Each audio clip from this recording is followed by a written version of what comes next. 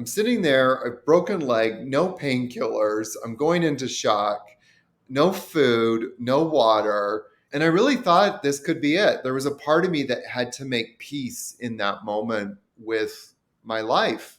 And I think there's kind of two resolutions simultaneously took place. You can go into, oh my God, my life is over. I don't deserve this. I'm a victim of life. Or you could turn around and go, this is it. This could be it. And what have I got gratitude for in my life? But simultaneously, what was also happening was, what if I get out of this mess? How do I want to live my life? And so that was a real kind of like aha moment. And that was actually a very powerful year for me, because that was the exact same year that I found the property, I found the location for what would become my yoga retreat in Costa Rica. Welcome to Unleash Thyself, a podcast where we journey into the depths of personal transformation, spirituality, and growth. I'm your host, Constantine Maroon, and today, get ready for an incredible story. We're chatting with Yogi Aaron, a man who's taken a path less traveled, starting from the Canadian wilderness to the business streets of New York, all the way to the sacred Himalayas and the jungles of Costa Rica. Yogi Aaron isn't your average yoga teacher. He's all about shaking things up with his approach to yoga called Ayama, where it's not just about stretching, but activating muscles to live without pain. He's also the guy who started Men's Naked Yoga, showing us he's not afraid to push boundaries. Now, his journey has had some serious ups and downs. He survived a near-death experience in the mountains that gave him a whole new outlook on life. And now he's built a beautiful yoga retreat in Costa Rica where he helps others find their path to wellness. Today, Yogi Aaron is here to share how yoga changed his life and how his revolutionary methods could change yours too. Whether it's living pain-free, finding your life purpose, or just wanting to feel young for as long as possible, Yogi Aaron has some insights you'll want to hear. So sit back, relax, and let's dive into the world of Yogi Aaron, where every breath and movement is a step towards a better you. Now, before we start, I have a small favor to ask. Please subscribe, like, and share your thoughts in the comments. Your engagement helps us continue to bring these transformative stories to light. Now, let's begin.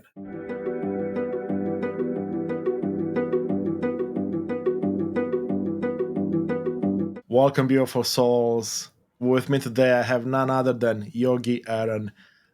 Aaron, it's such a pleasure to have you with us. Thank you so much for joining us today. Thank you for having me on. It's a pleasure. Yeah, I've had a chance to read up on your story, had a chance to check out your YouTube and all the other amazing content you put out, and I'm blown away. So it's such an honor to see with you today. So let's jump right into it. You are following your dream. You are doing exactly what you love, but that's not always been the case, right?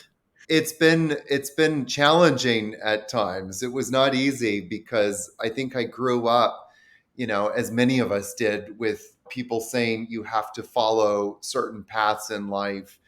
And I was always a dreamer, and I was always the trailblazer and someone who was always going up against the system. And the system was always trying to go up against me as well. I love that. I love that. And that resonates so well with how I feel like I grew up. I always felt a bit of an outsider, always questioning the purpose of life and Yeah. why do we have to go to school and then get a traditional career and do all those things.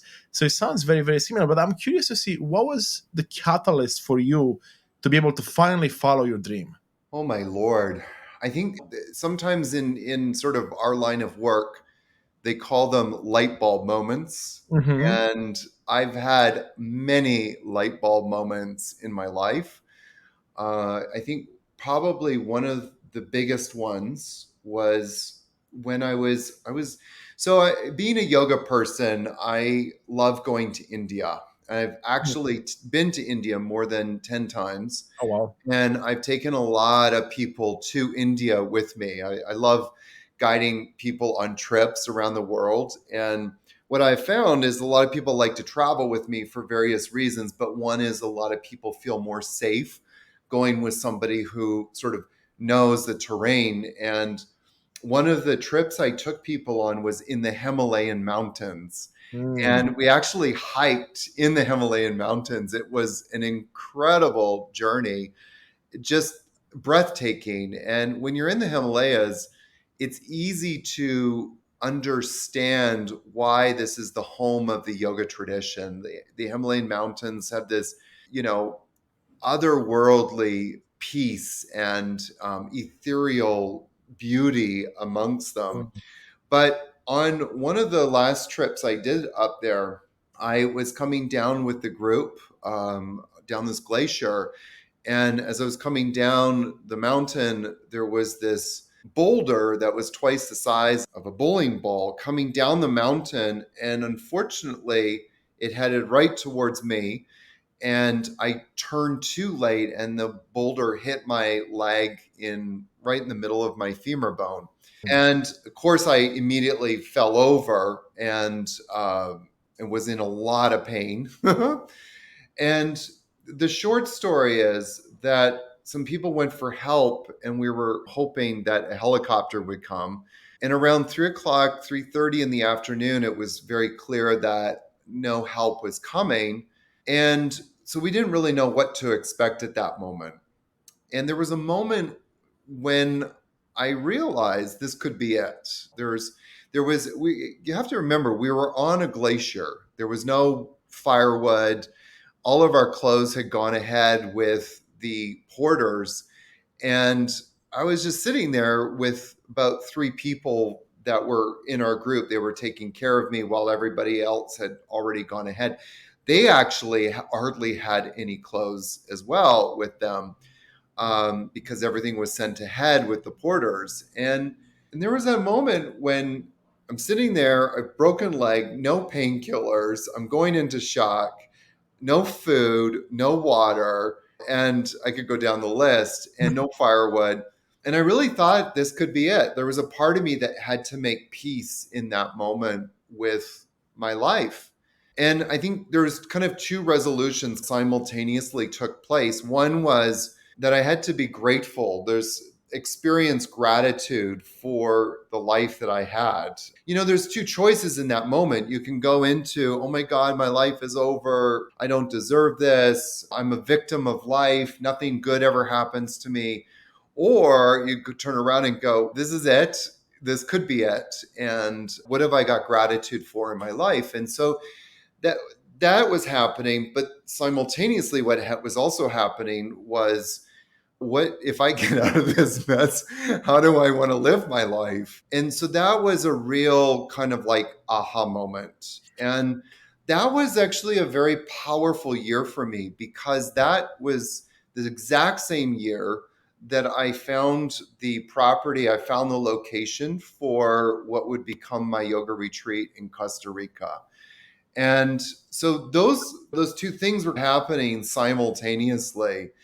And I've obviously help did come because I'm here. Hey, and yay! And by the way, that's a whole other story of getting out of that mess. It wasn't like help came and everything was okay. That was a whole situation getting off that mountain. But I realized, like right then and there, I really want to make an ardent effort. I am going to make an ardent effort to be in the endeavor of living my best life and exploring all the parameters, all the boundaries, all the limits of what does it mean to live your best life. And I can honestly tell you, I've been doing that since then. It shook you alive, more or less. I It love shook me it. alive. Yeah. Yeah, no, that's such a powerful story. And I've had the pleasure of listening to your 4 minute video on this, and you're going to a bit more depth, and it's so powerful. And even the second time when you share with me, it gives me chills as I listen to it. And there was a question that kept coming up for me that I want to share with you. So as you're sharing the story, right, you've been someone that challenged the status quo, challenged yourself to pursue your dreams. I Hmm. want, and I personally believe that there's always a reason and a purpose behind everything that happens in life. We have free will to decide if we go left or right, but whatever happens, there's a purpose and a reason behind it. And Hmm. what came up for me as you're sharing that beautiful story is this idea that perhaps, and I'm curious to see your take, perhaps you weren't necessarily taking the right paths to align yourself with your dream, and the universe was like, okay, we need to give him one last kick, so to speak, so he can align himself with the path that he should be on. I wonder how you feel about what happened back then. Do you see it like purposeful in a way to put you on the path where you are now, having the beautiful retreat, doing all this amazing work, and helping so many people?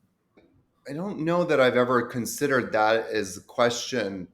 I feel like I was living my life fully, but I don't know that I was appreciating my life fully. Mm, And I think for me, many of us, and I'm kind of speaking in a sort of maybe a judgmental, broad reaching, observational, I'm open to, oh God, I can't remember the word. Anyways, I'm making a broad stroke here, but I think many people often make goals to things that they think they should be doing, or okay, I'm going to go to Italy and spend the summer in Italy, and then afterwards I'm going to plan another trip, and then I'm going to, and then all these goals end up becoming their life, and we never really stop to enjoy the moments when we're in those moments. mm, And I think for me, my life started becoming this kind of hamster wheel of I'm going to do this next. And then once I get there, I'm already thinking about the next thing. And once I get to that thing, I'm already thinking about the next thing.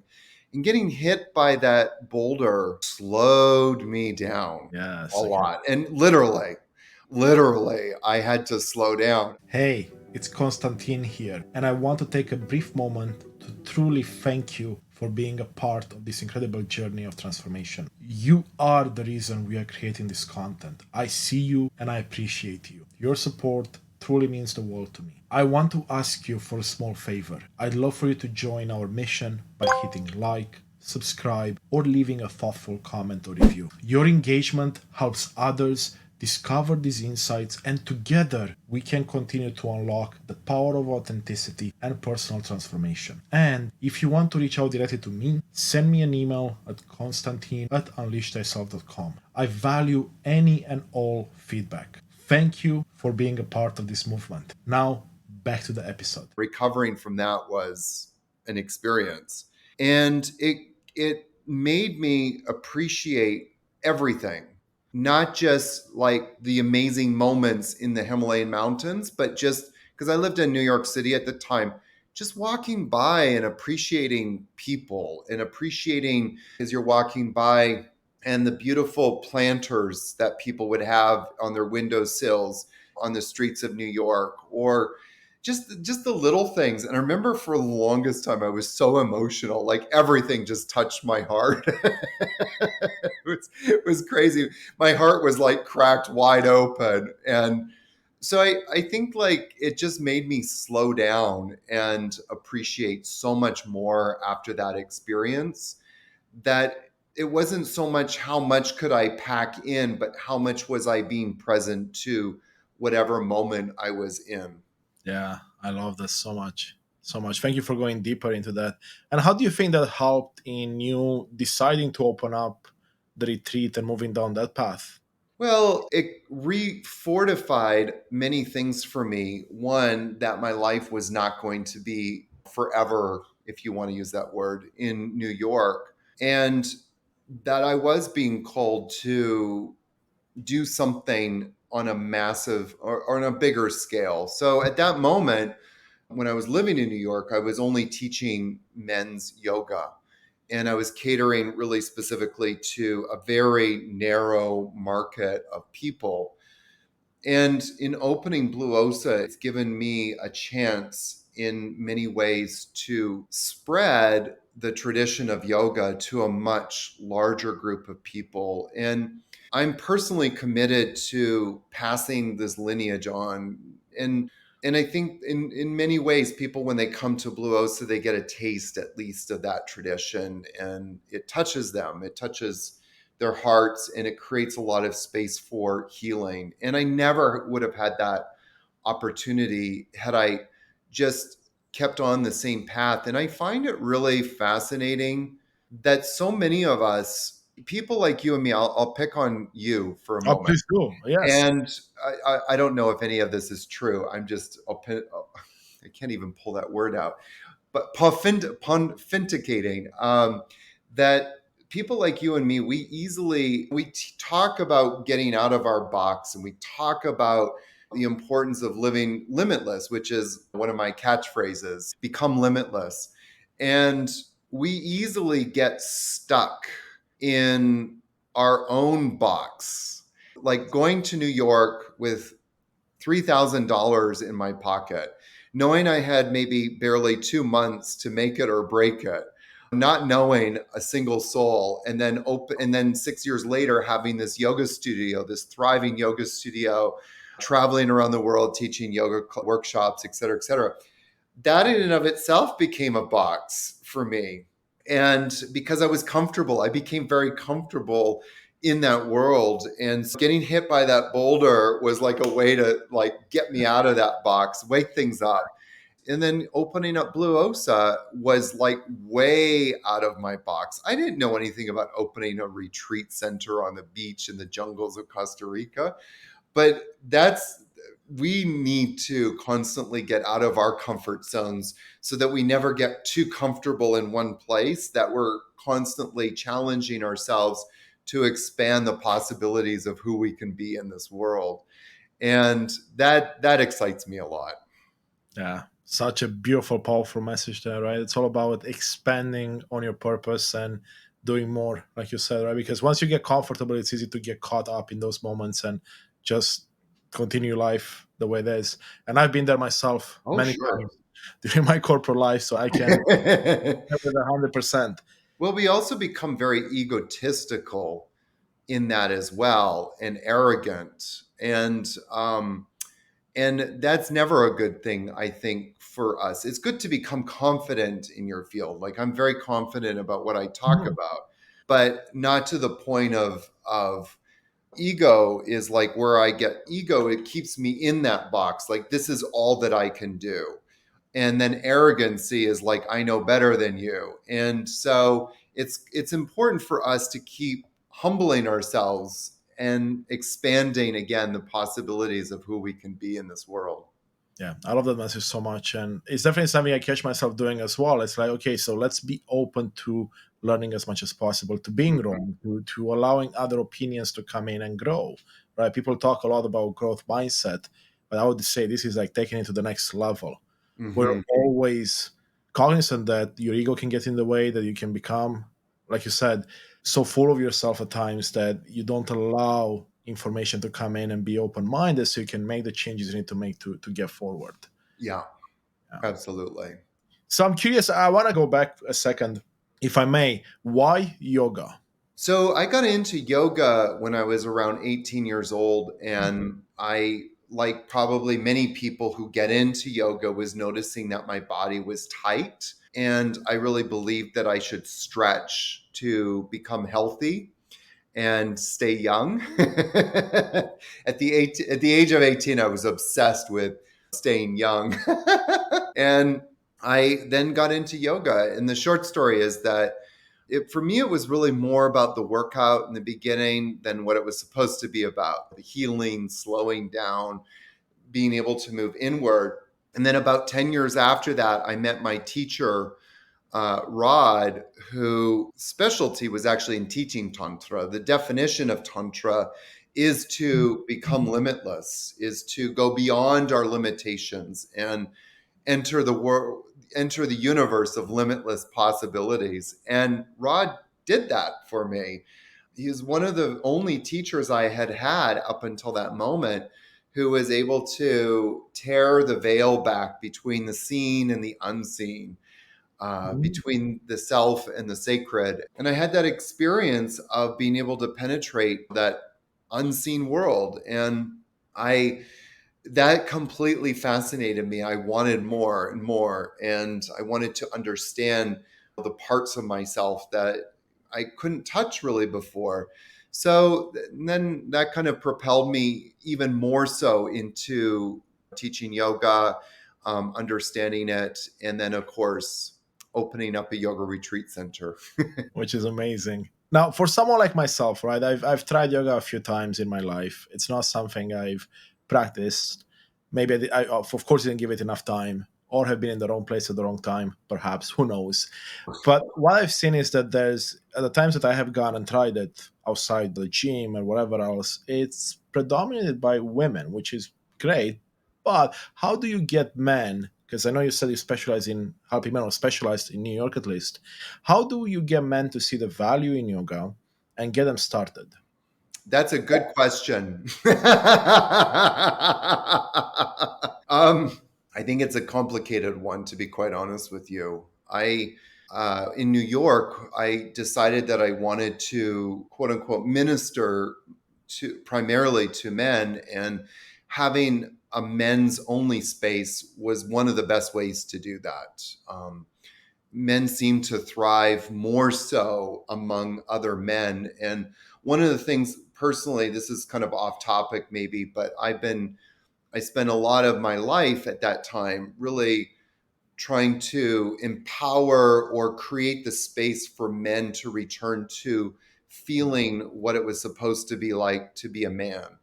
Yes. And I feel like that is something in our culture today where men are ashamed to do that. We should show up more feminine. And then I think there's a lot of positives to that as well. But we also have forgotten what it's like to be the hunter gatherer. And that's our innate spirit. That's who we are at our core, is hunter gatherers. So we need to hold space for that. And so that's kind of what I was about. And some of the retreats that I led, one of the most infamous ones, I had 82 men show up for it. And I remember one night, it was during a 3-day retreat. And one night it was very spontaneous, but we just got on, there was a couple of people that got on some drums.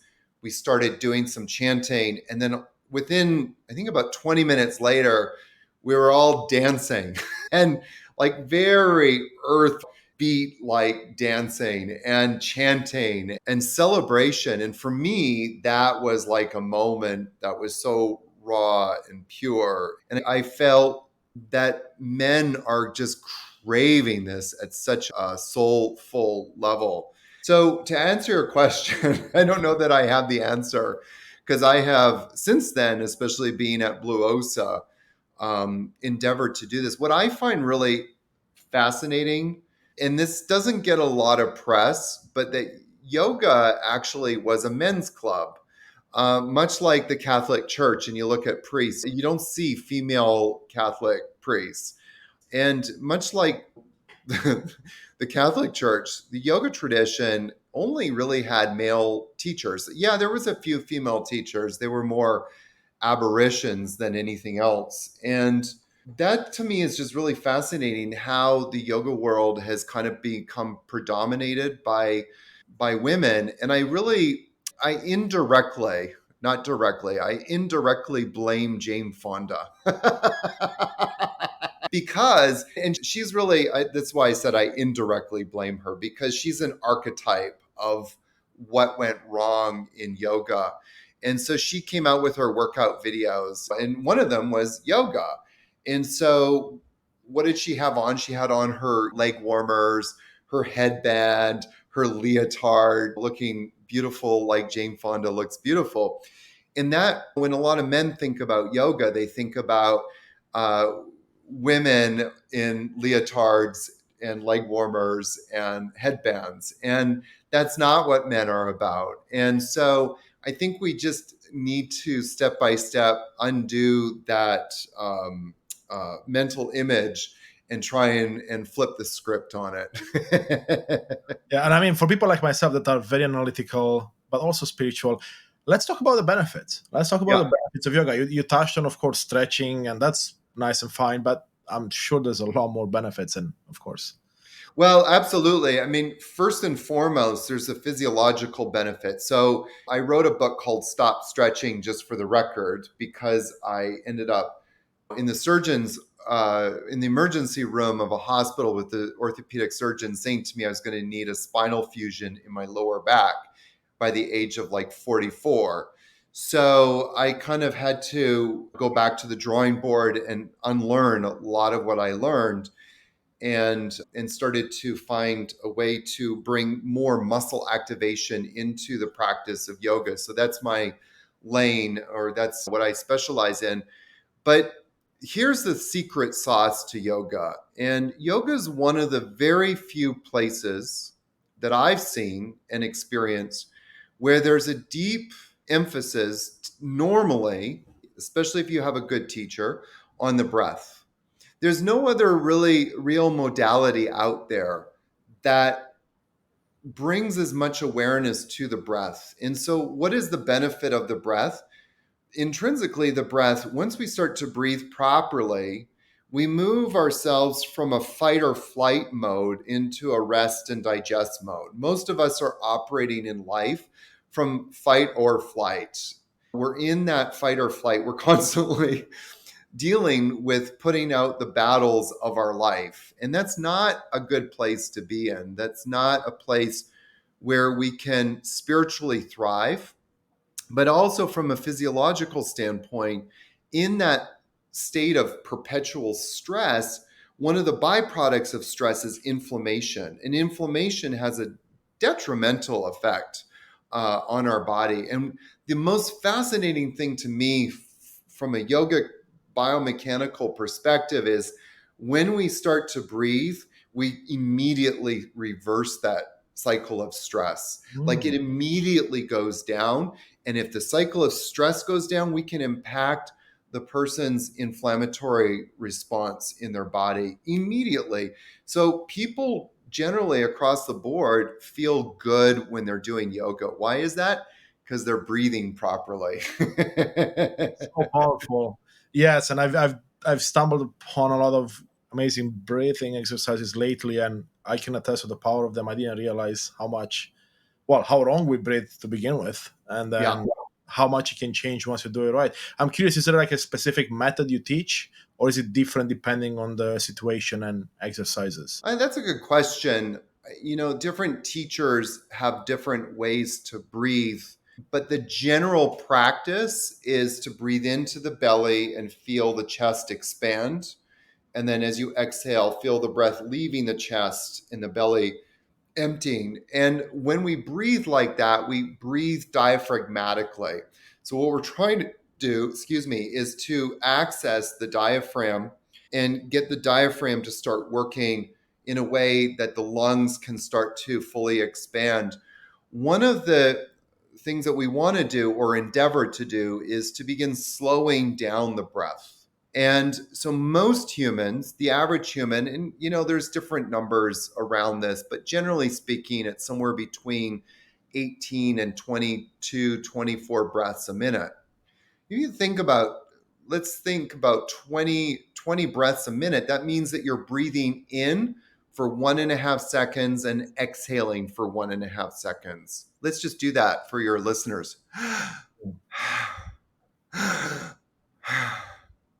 I mean, that's fast. That's like if you're working out or running or something, that's not normal. And so if we start to slow the breath down into inhaling for 4 counts, exhaling for 4 counts, that's doing one breath every 8 seconds, which is about 7 breaths a minute. Now we've gone from 22 breaths a minute down to 7 breaths a minute. That's going to have a profound impact on your body. So, number one, breathing diaphragmatically, expanding the belly as you inhale, closing the belly as you exhale, and then making a conscious effort to inhale for 4 counts, exhale for 4 counts. The interesting thing is that when you start to change your breath, this is, by the way, a Yogi Aaronism, when you change your breath, you begin to change your life. The way that we think is mimicked in the way that we breathe. And the way that we move through life is also manifested in the way that we breathe. And so if we can change our breath in the reverse, we're going to start to change how we act in life. And we're going to start to, more importantly, shift how we think about life. So the yogis kind of thought, well, we can start to impact our life in 2 ways. We can either change our thoughts or change our breath. Changing your thoughts is really hard.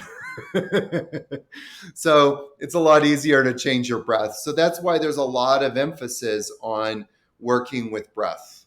Wow, powerful. I love that and the explanation you gave there. So I'm curious, how long that have you seen it take someone to essentially change the way they do the breath work and the way they breathe in their regular life? Because I'd imagine it takes quite a bit of practice to get yourself to that level. It does take practice. Remember when going back to my story of being on the mountain with the boulder that hit me, I didn't have any painkillers. And there was three things that kind of kept me sane. But the very first thing, first and foremost, was my breath. And the important thing for people to remember is that breathing is practice. If you're a 35-year-old person, you've spent the last 35 years perfecting your unstable breath. And so it's not going to change from 4 minutes of breathing differently. It takes practice to cultivate a stable breath, to cultivate a breath. But when I was sitting on the mountain, I was just one of the things I had so much gratitude for was the practice my teacher gave to me in learning how to breathe properly, because my breath then became my mantra. Inhale, 2, 3, 4, exhale, 2, 3, 4. And that was the way that I was able to deal with the pain of what I was going through in that moment, was just coming again and again to the breath and following the breath and having that capacity of having trained my mind to follow the breath. Wow, so powerful. And I'd imagine having a good breathing practice leads to the next thing that you talk about. And I believe you had mentioned something to the lines of, there's one meditation that everyone should at least try to manifest their purpose. So I'd imagine Yes. it's very quickly tying into meditation and being, let's call it quote unquote, better at meditating, because I know a lot of people struggle and they say, oh, I'm not good at this. But perhaps Yeah. breathing. So it's important to understand one thing about meditation and the mind. And there's a lot of one of the worst things a meditation teacher or yoga teacher can say to somebody is empty your mind or quiet your mind or stop your mind. Like, those are three things that are really unproductive to the mind. The nature of mind is to be busy. The nature of mind is to have many thoughts. That's why it's a mind. What we endeavor to do in yoga is a couple of things, but one is to slow the thoughts down. And how do we slow the thoughts down? By giving the mind some things to focus on. So the first thing to focus on is the breath. And the breath is the bridge. For people to understand, the breath is the bridge between the self and the sacred. We look to Genesis in the Bible, and as we look to many of the great religions, there's always this depiction of the divine breathing life into man, breathing life into humans. And so that we know from that if we want to access the sacred, we need to connect to the breath. The breath is the bridge between ourselves and the spirit. So when we start to breathe, again, for most people, this takes time to begin penetrating these layers. It doesn't just happen overnight. There's certain things that have to happen, but to speed up that process, we can now we've given our mind to the breath to focus on. Now we're going to give our mind a meditation practice to focus on. So we're going to do two things at once. And we're going to give the mind a lot to do, a lot to focus on.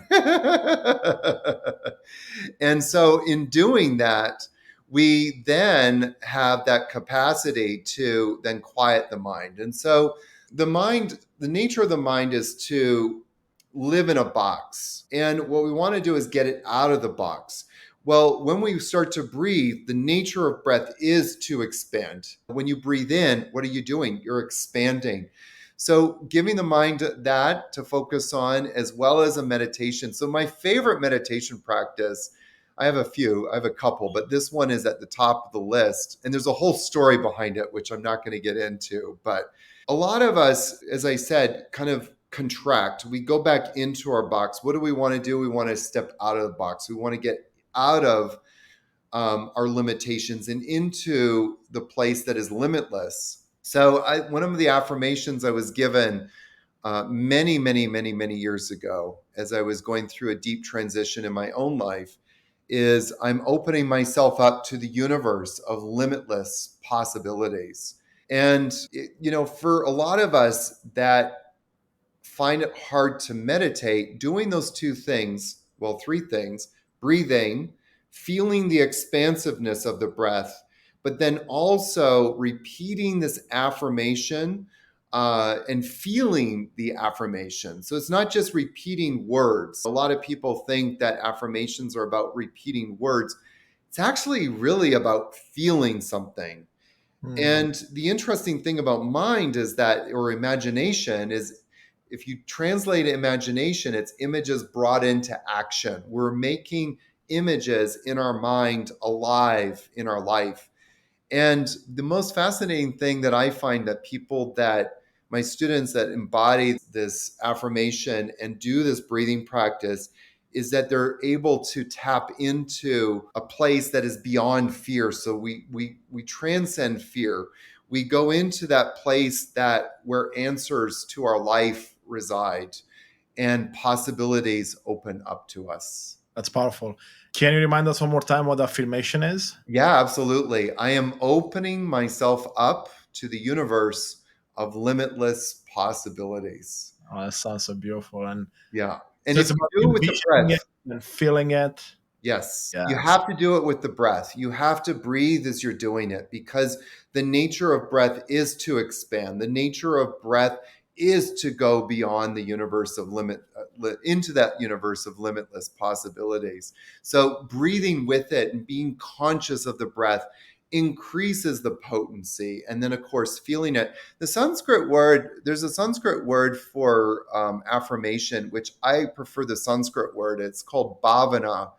And the idea of bhavana, the root word bhav means love. And Mm. so you cultivate a love for something. You can have bhav. You and I can create bhav with each other. We can create love. We can create bhav with a community. We can create bhav with our partner. We can create bhav with our family. So, you create bhav, and then bhavana means to have love, but also to actually feel it coming alive within yourself. That's bhavana. Beautiful. That's beautiful and powerful at the same time. Amazing stuff, Yogi Aaron. That's beautiful. Now, I would imagine doing all three of those things at the same time. It's again not child's play, likely, right? It takes time to get there. When you work with people that are just beginning to do any of this, do you just start with the breath first and then you add the counting and maybe some meditation, just slowing down thoughts and then the affirmation? Or do you try to put them all together at the same time and just practice? So, yoga is systematic. It is a process. And you can't just jump to the end, and expect St. Peter to open up the gates of heaven to you. You have to go through the steps. You have to climb the ladder. And in the ladder is the effort and putting in some effort. So that's number one. Number two is understanding that the nature of our mind is busy. So if we're looking to create a practice where we can go inward, the first thing that we need to accept is that we've not been trained. We have to have patience for ourselves and Yeah. compassion.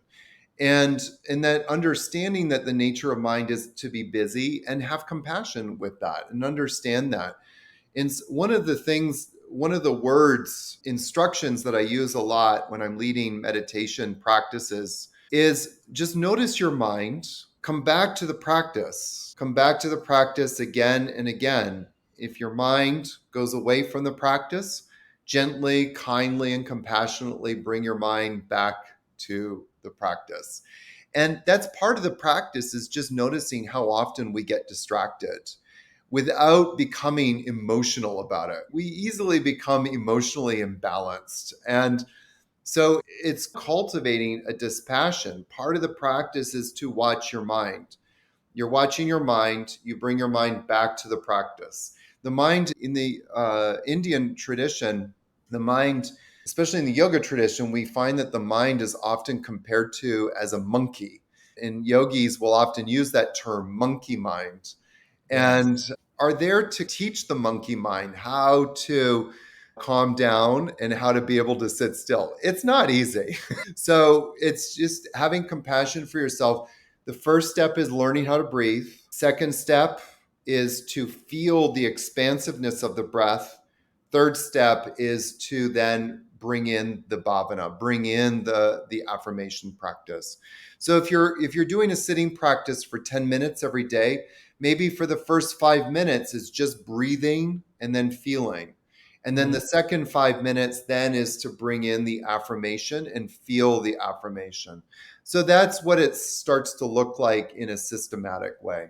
Yeah, that's lovely. And I have my own practices of meditation, but I'll steal some ideas from that. That's amazing. I love that. Yes. Yeah. Right? It's Always, if you don't calm your breath, you will never have a great meditation. The way in is to breathe. Swami Rama used to say, practice relaxation, breathe properly, then meditate. Because if you're not relaxed and not breathing, you will notice that the mind is constantly agitated. So we need to practice breathing and relaxing. And quite frankly, if your sitting practice is 10 minutes and you're like, okay, I'm going to do this affirmation, maybe it might end up taking you the whole 10 minutes just to calm down. And that's okay. That's as long as it takes. I did a relaxation practice a few hours before we jumped on the call, and I needed to go do a relaxation practice because it just felt like I needed it. But it took me 5 minutes just to calm myself down. That's how agitated I was. I'm leaving tomorrow on a trip. I'm trying to get done a whole bunch of stuff today. But that's how busy my mind is. It takes as long as it takes. But the trick is to realize that you are agitated. The trick is to realize the mind is busy, then to go, okay, mind, you're busy. Let's come back to the practice of focusing on relaxation. Let's come back to the practice of breathing. And it just by doing that over and over, we get to see ourselves, watching ourselves, watch ourselves, and then we can start to make better choices. I mean, it sounds like this also ties into self acceptance, right? Accepting that you're not going to have a quiet mind. It's going to take time. It may take more time today than it did the last 3 months combined, and that's fine. Yeah. Well, and also too, each day presents different things that we have to deal with. Maybe yesterday you woke up, you had a great bowel movement, then you drank some water, and then you went to go and sit and meditate. Today, you wake up, you have a big fight with your partner, you don't have a bowel movement. Now you try and go and meditate. So life presents differently every day. And my teacher Swami Rama, I think, gave one of the best definitions of meditation, which always stays with me. The definition of meditation means to attend to what is showing up for us in life. Yes, beautiful. That's beautiful. Because, yeah, no two practices look the same, No, right? no, 2 days look the same. no. I love that. I love that. Okay, as we're coming here to an end of our hour together, I'm curious to see, is there anything that we haven't covered? That we cover some beautiful topics that is top of mind for you, something that comes up that you want to share with the audience?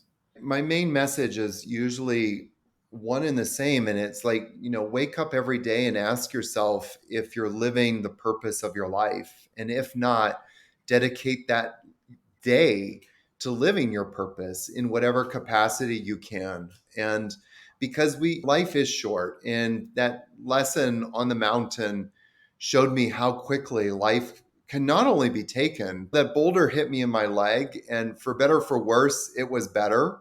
It could have hit me in the spine, it could have hit me in my neck, which would have been a very different story right now. So we never know how the tables of life is going to shift.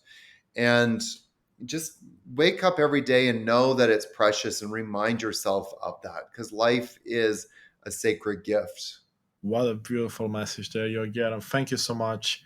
And I guess before we go, let's tell people where they can find you. Anything you want to share that you're up to, of course, about your retreat in Costa Rica, or anything else you might want to add. Oh, thank you. Well, if people want to learn more about me, the best place to go is yogiaaron.com. And I have a lot of free content. I have a free affirmation series that they can access there, as well as I also have a pain-free series. That's one thing that I'm very dedicated to, is helping people to live pain-free in their bodies and overcome the limitations within their own body so that they can go out to live their best pain-free life. So all of that is on my website, yogiaaron.com. Awesome. We'll put it in the show notes as well. I want to thank you for your time, Yogi Aaron, and it's been such a pleasure. Learned a lot myself. Thank you so much. Thank you so much for having me on. I appreciate it. Absolutely. Thank you so much for joining us on this exploration of personal transformation. Your presence and engagement are at the heart of what we do, and I sincerely appreciate you, your time, and thirst for knowledge, inspiration, and empowerment. Please consider showing your support by hitting like, subscribe, leaving a comment, or writing a review. Your engagement not only fuels our mission, but also helps others discover these insights. For more daily guidance on personal transformation across the mental, emotional, spiritual, and physical realms, be sure to visit our website at unleashthyself.com. You can also find us on Instagram at Unleash Thyself Today, TikTok and YouTube at Unleash Thyself, and there we post daily content designed to inspire and empower you on your journey. If you have any specific thoughts, questions, or feedback, I truly value your input. Or if you'd like to have a conversation with me or work with me, please feel free to email me directly at constantine@unleashthyself.com. I would love to hear from you. Together, we're building a community united in authenticity and purpose. Once again, thank you for being a part of this movement. Until next time, continue to embrace your true self and live a life on purpose, with purpose. See you in the next episode.